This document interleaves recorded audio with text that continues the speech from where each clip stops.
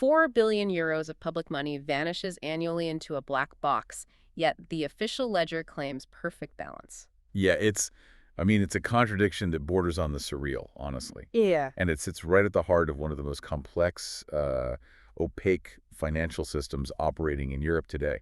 When I first opened the source material for this deep dive, my instinct was to visualize it like a true crime movie. You know the aesthetic, right?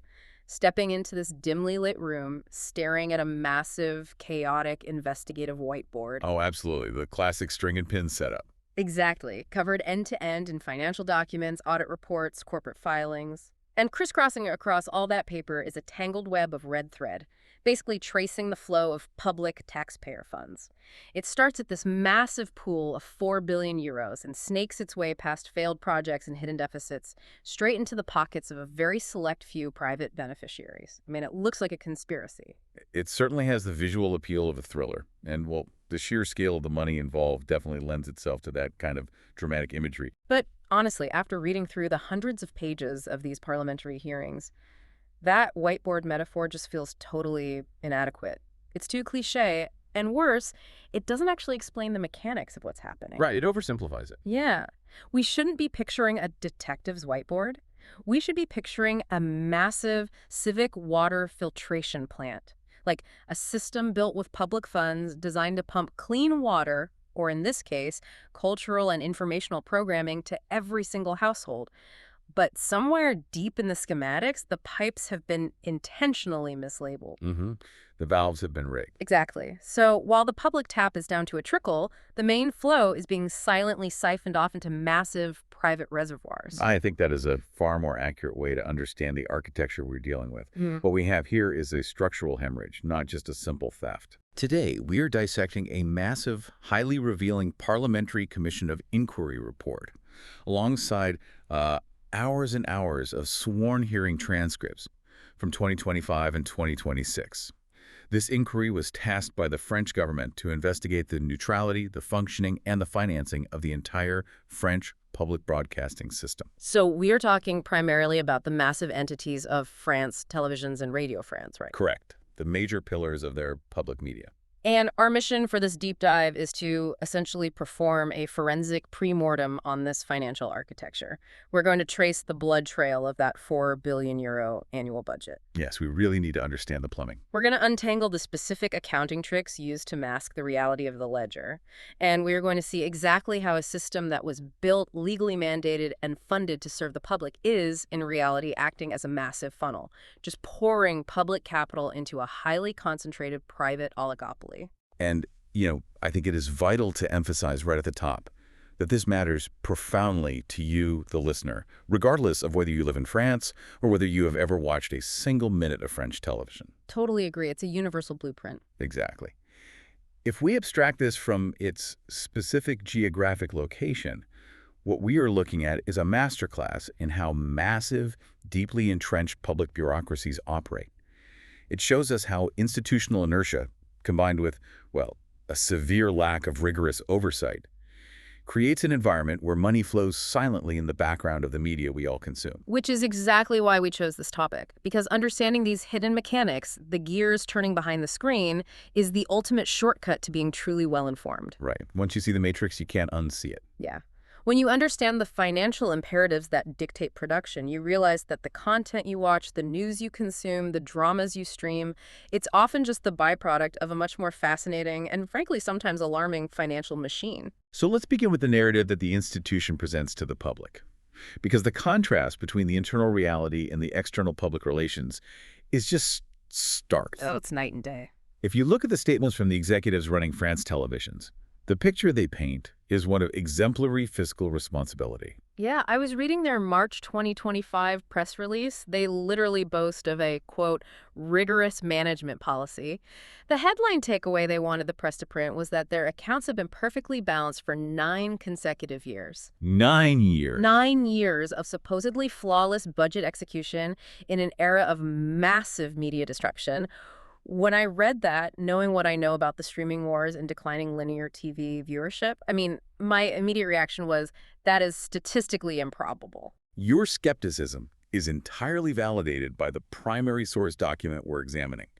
Because when the Court of Auditors, which, by the way, is the supreme body for auditing public funds in France, an incredibly thorough and powerful institution, when they went in and actually pulled apart the ledger, that 9-year narrative completely disintegrated. So what did they actually find when they looked under the hood? They found a financial crater. A crater? Yes. The Court of Auditors documented an accumulated deficit of 81.56 million euros between 2017 and 2024. And it gets much worse when you look at their actual liquidity. Their treasury didn't just dip it absolutely hemorrhaged, burning through 110 million euros in the year 2024 alone, just dropping straight into negative territory. Okay, I have to stop you there, because that term gets thrown around a lot in personal finance, but in corporate finance, negative territory for an entity receiving a guaranteed 4 billion euros a year from the state. How is that even structurally possible? It's a great question. I mean, they don't have to hunt for revenue the way a private startup does. The money is just deposited into their accounts by the government. It is possible because their operational burn rate vastly exceeds that massive guaranteed influx, and the consequences are legally perilous. The auditors noted that France Television's capital has fallen below half of their share capital or equity in standard accounting terms. Wait, I remember a section on that in the report. Under standard commercial law, if a company's equity drops below half of its share capital, that triggers mandatory legal mechanisms, right? Yes, very strict mechanisms. It essentially places the entire enterprise at risk of dissolution. Exactly. If France Televisions were a standard private corporation operating under strict commercial law, the board of directors would be legally compelled to convene an extraordinary general meeting of shareholders. They'd have to decide whether the company should be dissolved early or they would have to recapitalize the company immediately. So they are technically operating on the precipice of commercial insolvency, while simultaneously issuing press releases celebrating 9 years of perfectly balanced books. It's bold, to say the least. Which brings us to the core of the first section, the mechanics of the lie. How do you hide an 81 million euro accumulated deficit from the public and, frankly, from the parliament that funds you? Well, you do it through the aggressive, highly creative categorization of expenses. You hide a deficit of that magnitude by taking advantage of the way operating budgets are presented versus net budgets. Okay, walk me through the actual plumbing of that. If I'm an executive and I'm staring at an 81 million euro hole, what columns am I moving numbers between? Let's use a tangible example from the inquiry. France Televisions, in a joint venture, invested heavily in a domestic streaming platform called Salto. It was meant to be the French counterweight to Netflix. Right, I've heard of that. It was a complete disaster. Yeah. France Televisions lost 57.7 million euros on that venture. Ouch. We are definitely going to circle back and dig into why Salto failed so spectacularly later. But for now, let's focus on the accounting of that 57 million euro loss. Right. So, from an accounting perspective, that 57.7 million is a massive loss of capital. But instead of letting that loss hit their standard day-to-day operating budget, which would immediately show them operating deeply in the red, they classified the entire loss as a non-recurrent or exceptional expense. Oh, I see. Yeah, and they did the exact same thing with the highly expensive severance packages they had to pay out during a collective departure plan to trim their bloated workforce. So they basically created a magic exceptions column on the spreadsheet. They pull all the catastrophic financial failures out of the everyday operating expenses, dump them into the exceptional column, and then proudly point to the operating column and say, look, it balances. That is precisely the mechanism. They isolate the hemorrhage. By doing this, they can technically tell Parliament and the press that their operating result is balanced. And while that might be true, according to a very narrow, tortured reading of the ledger, the overall net result, the actual financial health of the institution, is bleeding millions. It's financial sleight of hand. Yeah. Like if I went to my bank for a mortgage and I told them my personal monthly budget is perfectly balanced, I make $5,000 and my rent and groceries cost exactly $5,000. Right. But I conveniently leave out the fact that I just lost $50,000 at the casino because, hey, going to the casino was an exceptional event. It was a one-time thing. Exactly. It doesn't reflect my daily operating costs. The bank would laugh me out of the room because my net worth is still destroyed. It is a very apt analogy. The bank cares about your overall solvency, not just your ability to pay for groceries this week. But the accounting tricks at France Televisions go beyond just shifting losses into exceptional columns. Oh, there's more. Oh, yes. The report highlights instances where they essentially created value out of thin air through administrative fiat. You are talking about the depreciation schedule change in 2023. This was the part of the source material that genuinely made my jaw drop. Explain what they did with their scripted programming library. Well, to understand this, you first have to understand how television rights are valued on a corporate balance sheet. France Televisions commissions and owns the broadcasting rights to a vast library of scripted programming dramas, comedies, movies. In accounting, an intangible asset like a television show loses its value over time. Right, because a show is most valuable the very first time it airs. Millions of people watch the premiere. But when you show a rerun of that drama 3 years later, far fewer people watch it. The advertising space around it is worth less, so the asset itself has depreciated. Exactly. And the company has to reflect that loss of value on their books. Historically, France Televisions had an accounting rule where the value of a scripted program was depreciated by 20% upon its second broadcast. Makes sense. It's a standard write-down of an aging asset. But in 2023, the management unilaterally decided to change that accounting assumption.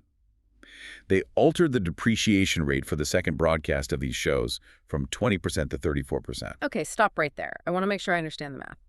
By increasing the depreciation rate upon the second broadcast, they are accelerating how fast the show loses its value on paper later on.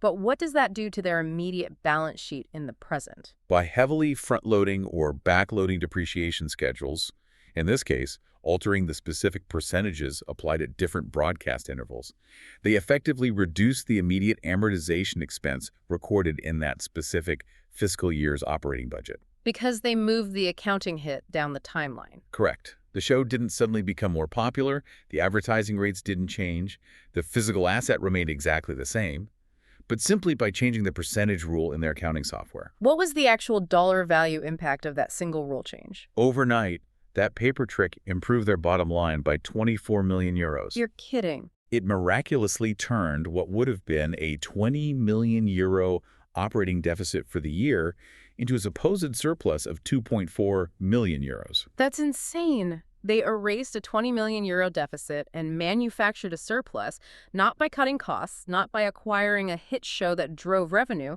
but literally by changing a cell in an Excel spreadsheet regarding how they value reruns. It is the definition of artificial balance. Yeah. The value wasn't created, it was merely recognized differently on a timeline to flatter the current year's presentation. Which begs a massive structural question. How does a 4 billion euro enterprise, one of the most visible public institutions in the country, get away with this? If a publicly traded private company pulled a stunt like that to turn a massive deficit into a surplus before an earnings call, the SEC, or the equivalent financial regulator, would be tearing their offices apart. There would be severe consequences. Shareholders would be filing class action lawsuits. Where are the internal alarms? The parliamentary report devotes significant time to answering that exact question, and what they found is a systemic oversight vacuum. They describe the internal culture using a very specific phrase, culture de la défausse. A culture of passing the buck. Precisely. It is an environment where no single entity, department, or executive wants to hold the bag or take ultimate responsibility for financial reality. The bureaucratic structure is designed to diffuse accountability so widely that it effectively disappears. Wow. To give you a stark metric of this oversight vacuum, when the parliamentarians looked inside France Televisions, which is a sprawling organization of around 9,000 employees handling billions of euros in public contracts, they found the internal audit department. Okay, for a multi-billion euro media conglomerate with 9,000 staff, you would expect a robust, highly aggressive internal audit team. What? 50 people? 100 people constantly reviewing procurement and compliance. They found exactly 5 internal auditors. 5. Like Yeah. 1, 2, 3, 4, 5 individuals. Yes. 5 individuals tasked with auditing the entirety of the organization's financial flows, subsidiary dealings, and operational efficiency. That's not an audit department. That's a suggestion box. I mean, it is mathematically impossible for 5 people to maintain rigorous oversight over a 4 billion euro budget spread across multiple channels, digital platforms, and hundreds of external production contracts. It feels almost intentionally under-resourced. The report certainly implies that the lack of resources allocated to oversight is a choice, not an accident. But the structural deficiencies go much deeper than just headcount. The inquiry reveals a much more profound operational failure, the sheer absence of functional cost accounting, or what they refer to in the report as analytical accounting. I noticed this came up repeatedly in the transcripts. For the listener who doesn't live in the corporate finance world, what is cost accounting and why is it so catastrophic that France Televisions doesn't use it properly? Cost accounting, or analytical accounting, is the basic nervous system of modern management. It is a system that allows a company to track and allocate every single direct and indirect cost to a specific project, product, or department. Give me a real-world example of how that works in television. Let's say a broadcaster decides to produce a new historical drama. A functional cost accounting system doesn't just track the money paid to the external production company. Right, the direct invoice. Yes, it tracks the internal costs too. How many hours of the broadcaster's own legal team were spent negotiating the contract? How much of the marketing department's budget was spent promoting it? How much server space and digital bandwidth on the streaming app did it consume? What portion of the corporate headquarters' electricity bill should be allocated to that specific production? So it calculates the true, fully loaded cost of an endeavor. Exactly. Without it, you only know the gross amounts you are spending, but you have no idea what your margins are on a granular level. The parliamentary report found that France Televisions cannot easily or accurately calculate the net cost versus the revenue of individual television programs. Wait, are you telling me that they commission a primetime series, spend tens of millions of euros on it, put it on the air, sell advertising around it, but at the end of the day, the executives cannot definitively pull up a report and say, this specific show made us a profit of X, or this show lost us Y? That is the astonishing conclusion of the auditors. The data is aggregated in global budgets, making it incredibly difficult to isolate the true financial performance of specific choices. So they are flying totally blind. Completely blind. They have this massive pile of taxpayer money, they shovel it into the engine room, the ship moves forward, but they have absolutely no dashboard telling them which gears are actually working and which gears are just grinding themselves to dust. And it creates an environment where poor strategic decisions can be hidden within the aggregate mass of the global budget for years before anyone realizes the extent of the failure. Which brings us directly back to our water filtration plant analogy. We've established that the public tap is leaking, the pressure is dropping, and the engineers are using accounting tricks to pretend the reservoirs are full. But water doesn't just vanish. Money doesn't just evaporate. If it isn't staying in the public treasury, we have to track the plumbing to see where it is flowing out. This is the crux of the inquiry's findings.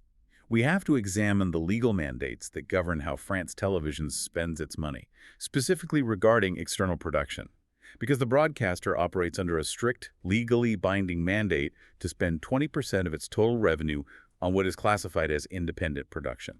Now, on the surface, that sounds like a fantastic public policy. When an everyday taxpayer hears independent production, they don't picture Wall Street. No, they picture small studios. Right. They picture a scrappy team of documentary filmmakers in Lyon, or a brilliant, struggling playwright in Marseille trying to get their first big script funded. The idea is to use public money to foster a vibrant, diverse ecosystem of French creators. It's the very definition of the French cultural exception we hear so much about. And the entire system is legitimized to the public using that exact romantic imagery. The political justification for the €4 billion budget relies heavily on the idea that this money is an incubator for diverse, independent French art. But the parliamentary inquiry pulled apart the legal definition of independent in this context, and they found a massive systemic loophole. How does the law actually define independent? In this specific legal framework, independent does not mean small, it does not mean struggling, it does not mean artist-owned. It simply and strictly means a corporate entity that is financially independent from the broadcaster itself. So as long as France Televisions doesn't literally own the production company, that company is legally considered an independent, even if it's a multi-billion-dollar multinational conglomerate. Precisely. And that legal loophole has allowed the reality of the production landscape to completely diverge from the romantic ideal. The lion's share of this captive guaranteed public funding is not flowing to scrappy artists. It is flowing directly into the accounts of a highly concentrated, hyper-commercialized private oligopoly. Let's follow that plumbing and name the reservoirs. Who are the big winners capturing this 20% mandate? Two massive corporate beneficiaries dominate the landscape, capturing an outsized portion of the public funds. The first is a media conglomerate called Mediawan.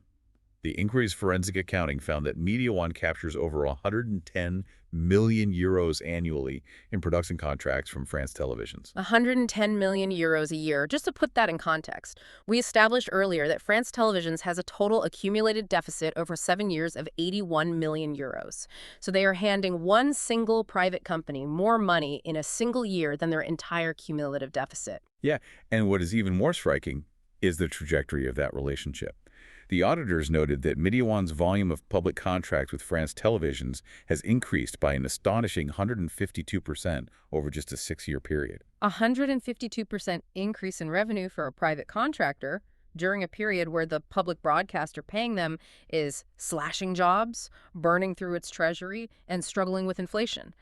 That is a wildly asymmetric relationship. Who is the second player? The second giant is Banijay, another massive multinational production and distribution company. The report shows Banijay capturing around 86 million euros annually from the public broadcaster. Together, Mediawan, Banijay, and a tiny handful of other large corporate groups form an oligopoly that reliably captures hundreds of millions in guaranteed public contracts every single year. I was reading the testimony from the France Television's executives, and they pushed back hard against this narrative of an oligopoly. They basically told the parliamentarians, you are looking at the data wrong. They claimed to be the ultimate champions of the small creator. They did, yes. And they used a very specific statistic to prove it. They testified under oath that they actively work with, quote, over 700 production companies. Yes, the 700 suppliers statistic was a major talking point for the defense. It is designed to project an image of radical diversity and democratic distribution of funds. It suggests they are seeding money across the entire breadth of the French creative landscape. But the commission didn't just accept the number. They asked for the list. What happened when the auditors actually looked at the corporate registries of those 700 supposedly independent, distinct companies? The illusion of diversity completely shattered. The Parliamentary Commission dug into the forensic reality of corporate ownership, looking past the letterhead and identifying the ultimate beneficial owners. They discovered that 28 of those supposedly separate, independent production companies are, in reality, just special-purpose vehicles or subsidiaries that secretly roll up into Mediawan. So they are negotiating with 28 different company names, 28 different logos on the scripts, but every single euro of profit funnels up to the exact same corporate bank account at Mediawan. Exactly. And the pattern repeated itself across the board. The auditors found that another 14 of those supposedly independent suppliers are owned entirely by Banijay. Another 14 belong to the Newen Group, which is owned by TF1. Wow. So the 700 number is essentially a bureaucratic mirage. They are padding their diversity stats by counting dozens of shell companies and subsidiaries as unique independent artists. It is a systemic masking of concentration.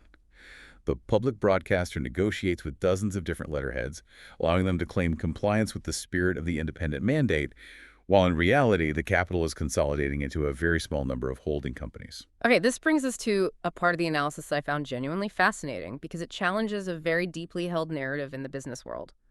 If you read the financial press, the CEOs of these massive private production companies, places like Mediawan and Banijay, are routinely celebrated as visionary titans of industry. They are. They are portrayed as absolute geniuses of modern media entrepreneurship. But the parliamentary inquiry takes a hard look at their actual business model and essentially asks, are they actually geniuses, or are they just operating the most lucrative, risk-free arbitrage scheme in the country? The inquiry fundamentally challenges the narrative of the genius private producer by dissecting where the actual financial risk lies in this ecosystem. Because in a normal, functional free market, a production company operates under immense risk. They come up with an idea, they take on massive debt to film the pilot, and then they take it to the open market. Right. If the audience hates it or if no network buys it, the production company loses their shirt. The risk of failure is entirely on their shoulders. Yeah, that's capitalism. High risk, high reward. If you make a hit, you get rich. If you make a flop, you go bankrupt. But the structural relationship between France televisions and this private oligopoly completely subverts that dynamic. Here, the private producer takes almost zero competitive risk. The public broadcaster, acting with a guaranteed €4 billion budget extracted from taxpayers, assumes virtually all the financial risk. Break down how that works contractually for me. Let's say Mediawan pitches a new detective show to France TV. Okay, so France Televisions agrees to commission the show. They use public money to pay for the production costs up front.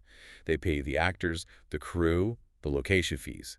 Crucially, France Televisions also takes the massive risk of dedicating primetime scheduling to air the show, hoping the audience actually tunes in. So the public taxpayer is bankrolling the creation of the product. Yes, but under the terms of the contracts dictated by the current regulatory framework, the private production company retains ownership of the intellectual property, the IP, and the international distribution rights. Wait, I really want to make sure the listener grasps the asymmetry of this. Let me try an analogy. It is basically as if the French taxpayer is hiring a contractor to build a house. Yeah. The taxpayer pays for all the bricks, all the mortar, the labor, the architectural plans. The taxpayer takes all the risk that the foundation might crack or the roof might leak. But when the house is finally finished, the private contractor gets to keep the deed to the property. That's her, yeah. And not only do they keep the deed, they get to rent that house out to the rest of the world and pocket 100% of the rental income. Your analogy captures the exact mechanical asymmetry of the relationship. The public assumes the massive upfront risk of creation. The private sector privatizes the long-term, high-margin assets and all the future upside. If that detective show becomes a global hit, the private producer can sell the syndication rights to Germany, to the US, or to Netflix, and they keep the profits, building massive corporate valuations on the back of initial public funding. It is the ultimate socialization of risk and privatization of reward. And this adds a whole new, deeply ironic layer to the political justification for this system. Politicians are constantly defending this massive public budget by saying we need to protect the French cultural exception. We need to fund our own champions so we don't get culturally colonized by the big, bad American streaming giant. That is the ultimate paradox highlighted repeatedly in the parliamentary hearings. The stated goal is French cultural sovereignty. But when you examine the ownership structures of the private oligopoly capturing the public funds, that sovereignty is an illusion. So who actually owns these French champions? Let's look at the capitalization tables. Mediawan, the largest single recipient of this public money, went through a massive restructuring and is now heavily backed by the American private equity fund, KKR. Kohlberg, Kravis Roberts, one of the largest, most ruthless private equity firms on Wall Street. Exactly. And the second largest recipient, Banijay, recently went through a complex merger and public listing process that ties it intimately to the U.S. Emirati investment fund, Redbird IMI. It's an incredible, almost farcical shell game when you map the plumbing. The money is extracted from the everyday French taxpayer through value-added taxes. It flows into the public treasury, then down into the public broadcaster. It is then legally mandated to flow into a small, independent production company, which is actually a shell company. So the money flows up to a French holding company, which is ultimately backed by an international private equity fund based in New York or Abu Dhabi. It's a long journey for that euro. Yeah. The French taxpayer is unknowingly padding the quarterly returns of Wall Street private equity under the guise of funding local independent art. The parliamentarians were acutely aware of this dynamic. Taxpayer money, strictly mandated to support independent French culture, is serving as a guaranteed, risk-free revenue stream for massive, foreign-backed financial institutions. Okay, so we've tracked hundreds of millions of euros flowing out the back door into this private oligopoly. But we still have a 4 billion euro total budget to account for. Even with the oligopoly taking their cut, there is still massive capital inside the institution. Where else is this system bleeding out? What are the internal failures? Beyond the highly questionable external contracts, the inquiry meticulously details a series of severe operational excesses and strategic blunders within the public broadcaster itself. These are massive bets made with public money, driven by executive hubris that yielded almost nothing in return. Let's talk about their news operation. They have a rolling 24-hour news channel called France Info TV. Yes. The executives have poured massive, continuous investments into France Info TV over the years, attempting to compete with established private news networks. Yet, despite the vast public resources behind it, the channel struggles to hit even a 1% market share. Less than 1% of the audience. It is essentially a ghost channel in terms of actual public impact, yet it consumes a vast amount of the operational budget to maintain a 24-hour broadcast infrastructure. And we mentioned Salto earlier, the 57 million euro disaster. I really want to dig into that because it perfectly illustrates the strategic incompetence at play. Salto was pitched as the French, publicly backed answer to Netflix. Why did it fail so catastrophically? Well, Salto failed because it was fundamentally compromised from its inception by the conflicting interests of its founders. It was structured as a joint venture between France Televisions and two major private French broadcasters, TF1 and M6. So they were trying to build a unified streaming platform with their direct, bitter rivals in the linear television market. Precisely. And because of that rivalry, none of the partners fully committed their best content exclusively to Salto. They all kept their premiere shows for their own proprietary digital catch-up services. Well, that defeats the whole purpose. Exactly. Furthermore, Salto was attempting to compete with Netflix, a company that spends billions of dollars annually purely on technological research and development, optimizing algorithms, compression rates, and user interfaces. Salto entered the market years late with a clunky interface, a confusing catalog, and a massive technological deficit. It's like trying to build a smartphone in your garage in 2025 and expecting to take down Apple. It was a failure of vision and a profound misunderstanding of the technological realities of the modern media landscape. And Salto wasn't the only digital failure. The report also highlights France TV Slash, a platform aimed specifically at capturing the youth demographic. The auditors noted that it broadly failed to meet its audience targets despite significant marketing spend. The recent history of the institution is littered with these expensive, highly publicized, but ultimately failed digital pivots. So you have these massive strategic failures on one hand, but the report also shines a very harsh light on the internal culture, the day-to-day operational spending of the bureaucracy. What did the auditors find when they looked at the expense accounts? The language used by the normally reserved Court of Auditors is remarkably sharp in this section. They explicitly note what they call dépenses somptuaires, which translates directly to excessive or luxury expenses. Give me examples. Where's the luxury hiding? They point to heavily bloated payrolls that are rooted in archaic, inflexible historical agreements with powerful unions agreements that successive management teams have simply refused to renegotiate because they fear strikes. They also highlight a massive, unrationalized fleet of company cars that provides a highly questionable, tax-advantaged in-kind benefit to hundreds of staff members, far beyond what is standard in equivalent private sector media companies. And this brings us right back to the analytical accounting problem we discussed in Section 1. If you don't know what individual projects cost, you can't control the bleeding on the corporate cards. I want to bring up a very specific detail from the outline that perfectly captures this opacity. The Cannes Film Festival. Ah, yes. The Cannes Film Festival is perhaps the most visible artifact of this structural excess. It is the epitome of media glamour, and France Televisions maintains a massive, highly visible presence there every year. Right.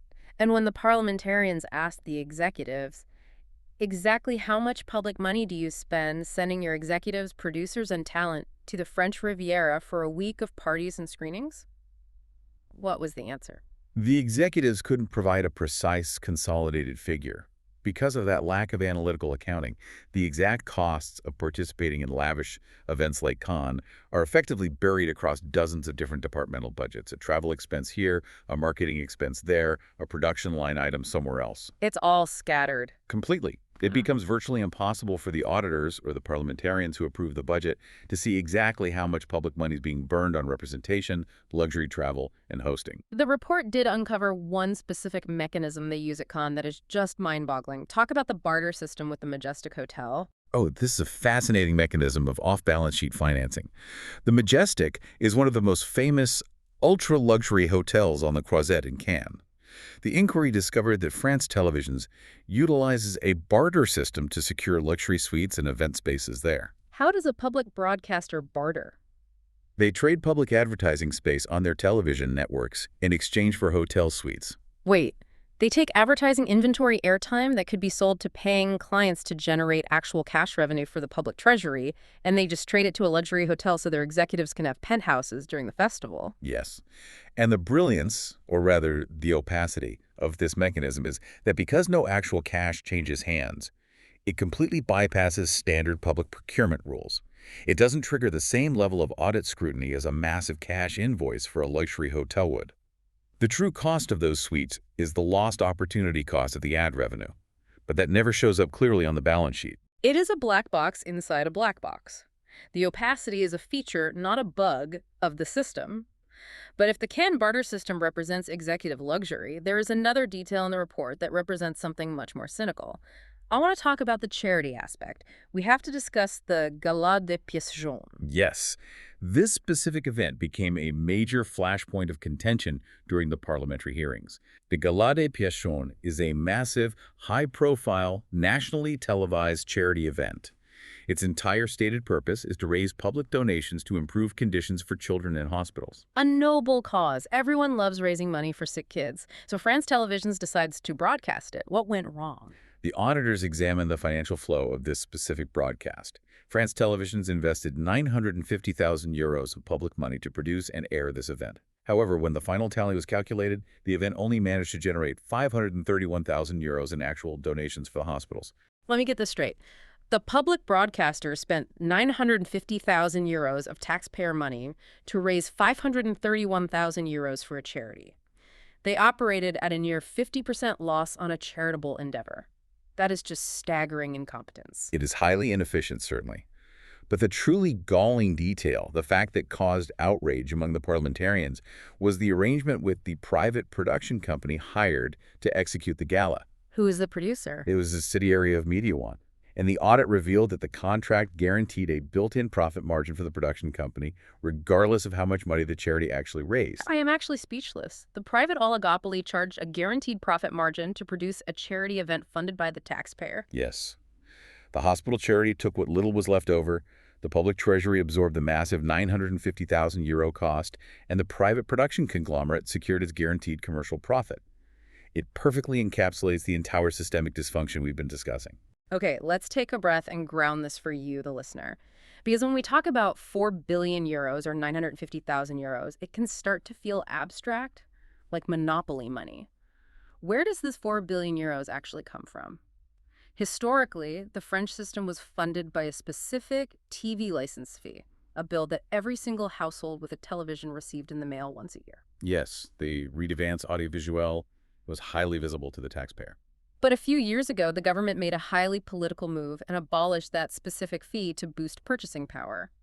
But the broadcaster didn't shrink. The 4 billion euro budget didn't magically disappear.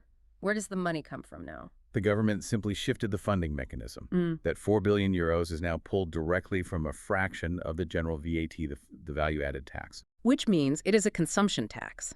Every single time a French citizen buys a loaf of bread or pays their electricity bill or buys school supplies for their kids, a tiny fraction of a cent is silently extracted and fed into this machine. This is your money.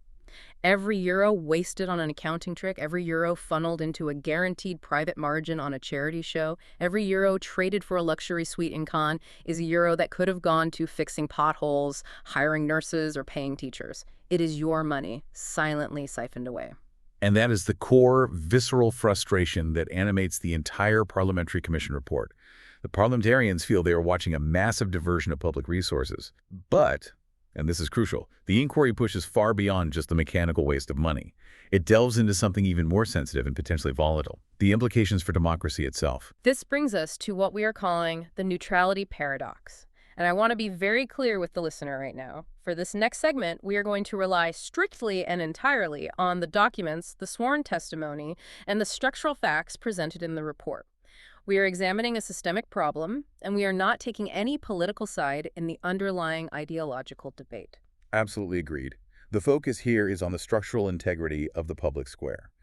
We have already established at length that the public broadcaster is outsourcing massive amounts of its programming to a private oligopoly. But they aren't just outsourcing game shows, cooking competitions, and historical dramas, are they? No. And this is where the red flags really start waving for the Commission. France Televisions is increasingly outsourcing its daily political talk shows. We are talking about highly influential, deeply watched programs like Ça Vous and C'est dans l'air. These are the shows that set the daily political narrative in France. These programs are the modern equivalent of the town square. And the public service broadcaster is renting the construction and curation of that square out to private contractors. Specifically, these shows are heavily produced by entities connected to Mediawan. Now, a listener might ask, what's the big deal? A production company is just setting up the lights and cameras, right? Why is Mediawan specifically a controversy when it comes to political shows? The controversy stems directly from the publicly stated, deeply ideological intentions of Mediawan's co-founder and major shareholder, the prominent investment banker Mathieu Pegasse. What has Pegasse actually said? He has not hidden his goals. He has stated, on the record and publicly in the press, his explicit intention to use his vast media and cultural assets to wage a cultural battle against what he terms the radical right in France and Europe. So you have a private, ultra-wealthy individual openly declaring a specific partisan ideological mission, and his company holds the lucrative contracts to produce the daily political debate shows for the state-funded public broadcaster. Yes, and the commission dug even deeper into the structure of his corporate empire. Pegasus manages his investments through a personal holding company with a very aggressive name, Combat. Literally combat. That doesn't sound like a neutral arbiter of facts. It does not. And the inquiry noted with highly raised eyebrows that the board of directors for Combat includes, among others, a former diplomatic advisor to Hugo Chavez. Hugo Chavez, the late socialist president of Venezuela, not exactly known for his commitment to a neutral, independent press. So you can see exactly why this sets off massive alarm bells for the parliamentarians. If you are a French taxpayer whose personal political views align with the conservative factions that Pegasus is openly vowing to fight, you are essentially being forced, through your VAT taxes, to fund a cultural battle against your own beliefs. For the parliamentarians, this raises severe fundamental questions about ideological bias infiltrating the publicly funded sphere. But we must examine the mechanism of this influence.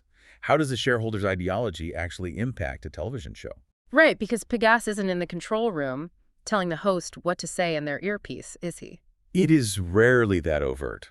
The influence is structural. It manifests in the booking of guests, who gets invited to the panel and who gets excluded. It manifests in topic curation, which stories are deemed important enough to debate and which are ignored. It manifests in the narrative framing how a question is phrased by the host. When a production company with a stated ideological tilt controls the curation of the debate, the neutrality of the public square is inherently compromised, even if the individual journalists believe they are acting independently. It is the power of the agenda setter. But we have to look at the other side of the coin. The executives at France Televisions were grilled on this exact paradox. How does the CEO, Delphine or not, defend this arrangement? She didn't just sit there in silence. No, she mounted a very robust, highly articulate defense during her testimony. Her primary argument is strictly legal and market-based. She argues that Mediawan is legally classified as a French and European company in good standing. Furthermore, she insists that France Televisions buys programs strictly based on the quality of the pitch, the talent of the journalists, and the historical success of the show format. She forcefully argued that it is not the broadcaster's job, nor is it legally permissible, to police the personal political leanings or voting records of the shareholders of the companies they do business with. Basically saying, we buy good, popular TV that the audience wants to watch. If the guy who owns the company has strong political opinions in his free time, that's none of our business. Exactly. Her second line of defense addresses the economic paradox. She points out that the strategy of outsourcing to these massive entities has successfully built French corporate champions. Companies like Banijay and Mediawan can now export content globally, competing with the massive American and British studios. She argued to the commission that you cannot constantly demand French economic patriotism, demanding that French media companies grow big enough to fight off Netflix, and then turn around and punish those very same companies when they raise foreign capital from KKR to achieve that necessary global scale. It is a compelling economic argument, but it leaves the core philosophical tension unresolved. Can a public broadcaster, which justifies its mandatory universal funding by claiming to represent every single taxpayer regardless of their political beliefs, safely outsource its core democratic function, the curation of the daily political debate, to private entities that have declared very public ideological missions? Is that a conflict of interest that goes beyond just financial efficiency and strikes at the very heart of public trust? If the public doesn't believe the debate is neutral, the entire justification for public broadcasting collapses. It is the defining tension of the entire report. The Commission ultimately suggests that outsourcing a cooking show or a historical fiction is one thing, but outsourcing the curation of the national political narrative is structurally dangerous when the contractors have openly admitted to having skin in the ideological game. But to be entirely fair, and to give the complete comprehensive scope of the narrative presented to the Commission, we have to look at the overarching defense from the broadcasting executives regarding the financial mismanagement. When they were confronted with the €81 million deficit, the failed streaming platforms, and the massive payouts to the oligopolies, their response wasn't just to deflect. They went on the offensive. Yes, they did. They argued that they are victims of a system that is fundamentally starving them to death. The counter-narrative presented by the executives is vital to understanding the full, tragic picture of this dysfunction. Delphine Ernotte presented hard data to the commission, arguing that, contrary to the narrative of a bloated, overfunded bureaucracy, France Televisions is actually critically underfunded given the mandates placed upon it. Walk me through their math. How do you claim a €4 billion budget is starvation? Well, she pointed out that while the top-line number seems massive, in real terms, when you adjust for compounding inflation over the last decade, their actual purchasing power has plummeted. Her team calculated that their real public funding has effectively dropped by €650 million over 10 years. And when you consider the massive inflation in production costs, the cost of cameras, the cost of lighting, electricity, the wage demands of crews, a €650 million drop in real purchasing power is a catastrophic blow to their ability to produce high-quality television. Furthermore, they rely heavily on international comparisons to prove their efficiency. They calculate that the French public broadcasting system costs the taxpayer roughly 3 to 4.2 euros per citizen per month. They presented these figures to the Commission to argue that France Televisions is vastly cheaper and significantly more efficient per capita than its European peers. Who are they comparing themselves to? Primarily the BBC in the United Kingdom and the ARD and ZDF networks in Germany. Both of those systems operate on significantly larger, more stable budgets per citizen. So the executives are essentially telling the politicians, you are asking us to run a Formula One race, to compete globally with Netflix and the BBC, but you're giving us a go-kart budget. And then you have the audacity to haul us before a commission and complain when the wheels fall off. That's essentially their argument. But why is the budget shrinking, and why is it so unpredictable? If the state believes in public broadcasting, why don't they fund it properly? This is where the expert analysis in the report synthesizes the ultimate tragedy of the system. It points to the complete structural failure of the state itself. The report details how the tutelle, which is the French term for the state oversight and governance mechanism, the ministry is responsible for managing the broadcaster, has essentially abandoned its post. How does the state abandon a €4 billion entity? By refusing to provide a long-term roadmap. For example, the report highlights that there has been no contract of objectives and means, or COM, signed between the state and the broadcaster since the end of 2023. What does it mean in practice to not have a COM? The COM is the foundational document that outlines what the broadcaster is supposed to achieve over a multi-year period and exactly how much money the state guarantees to provide them to achieve it. Without it, the broadcaster has no multi-year visibility. So the state is bombarding France Televisions with mandates. You must modernize, you must digitize, you must launch complex streaming platforms to fight YouTube, you must produce highbrow educational documentaries that no one watches but are culturally important, but you must also secure massive popular ratings to justify your existence. Yes, entirely conflicting missions. And instead of giving them a stable 5-year budget to systematically achieve these massive structural goals, the state doles out annual, highly unpredictable budgets that are subject to the immediate, short-term political whims of whatever government coalition happens to be in power that year. This is where it gets incredibly cynical. I have to ask, is this a classic starve the beast scenario? You have these politicians hauling executives before a televised parliamentary commission, yelling at them for a lack of long-term vision, hammering them over an €81 million deficit, and castigating their terrible management. But aren't these the exact same politicians who actively refused to sign the multi-year budget plan that would actually allow the executives to manage the company properly? It is a vicious, perfectly closed cycle of institutional dysfunction. The politicians systematically underfund the institution and refuse to provide a strategic roadmap. This inevitably leads to mismanagement and desperate accounting tricks. The politicians then loudly decry the mismanagement, and they use that very mismanagement to justify cutting the budget even further in the next cycle. Which in turn makes it impossible for the broadcaster to ever invest in the expensive structural reforms like building a proper functional analytical accounting system that would actually fix the initial mismanagement. Exactly. Yeah. The state acts as both the negligent absentee landlord who refuses to fix the roof and the complaining tenant who screams about the water damage. It is an impossible operating environment. It is an incredible systemic failure at every level. Let's pull all the way back and look at the whole picture one last time. Let's trace the plumbing in our civic water filtration plant. We start with the massive input. 4 billion euros of taxpayer money extracted silently, cent by cent, through the VAT on every purchase made in the country. That massive flow of capital then enters the black box of the public broadcaster. It winds through a dark, deliberately confusing maze of aggressive accounting tricks.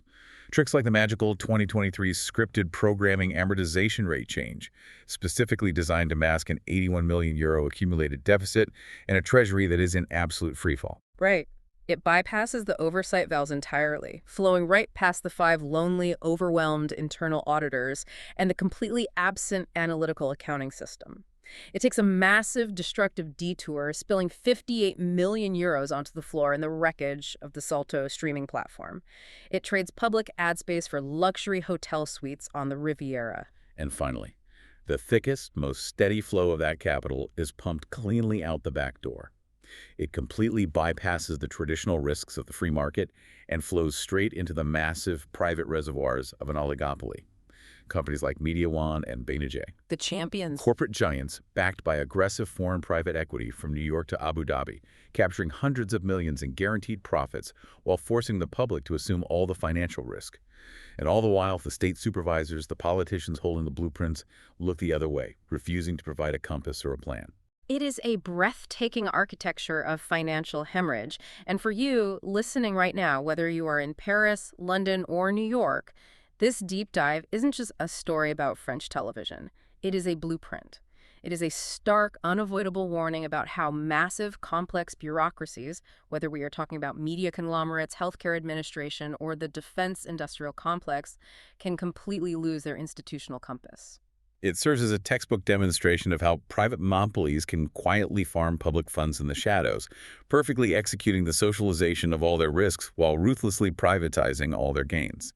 It underscores that without relentless transparency, without rigorous cost accounting, and without clear, legally binding multi-year state oversight, noble public service missions can be effortlessly hijacked by private financial interests. Which brings us back to the plumbing, the ledgers, and the official press releases we started with. We are conditioned to expect public finances to be binary. They are either broken or not broken, balanced or in deficit. But as we've seen, the official ledger is just a story they tell us. It is a narrative constructed using magic columns and shifting depreciation rates. The reality is incredibly murky, and the plumbing is rigged. It really is. And it leaves us with one final, profound question to consider. A question that goes far beyond just the mechanics of accounting. We live in an era where the algorithms of Silicon Valley and the massive global streaming giants are already fragmenting our shared reality, pulling us into separate, individualized echo chambers. If that is true, what happens to a nation's cultural sovereignty when its last remaining tool for public cohesion, the universally funded public broadcaster, becomes nothing more than a hollowed-out middleman? What happens when it ceases to be an engine of independent creation and acts merely as a pass-through entity, funneling your taxpayer money directly into the portfolios of multinational private equity firms? If the public is forced to take all the financial risk and the private sector is legally allowed to keep all the assets and dictate the political narrative, who really owns the culture?